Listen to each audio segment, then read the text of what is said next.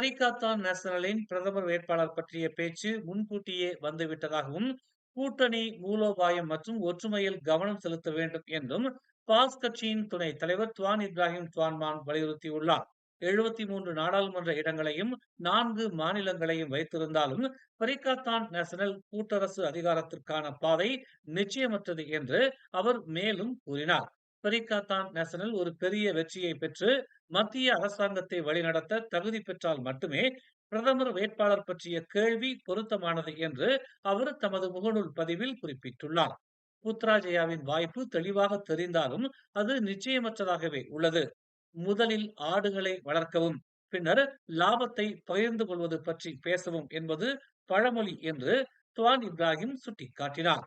அதன் அரசியல் கூட்டாளியான பெர்சாத்து 16வது பொதுத் தேர்தலுக்கான பிரதமர் வேட்பாளராக அதன் தலைவர் முஹிதீன் யாசினை ஏக மனதாக பரிந்துரைத்த ஒரு வாரத்திற்கு பிறகு துவான் இப்ராஹிம் துவான்மானின் கருத்துகள் வந்துள்ளன.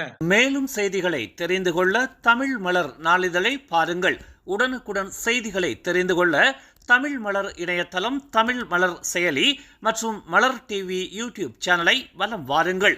எங்களோடு இணைந்திருக்க மலர் டிவியை பதிவு செய்து கொள்ளுங்கள். உறவுகள் மகிழ்ந்திட விருப்பம் மற்றும் பகிர்வு சேவையை சொடுக்கிடுங்கள்.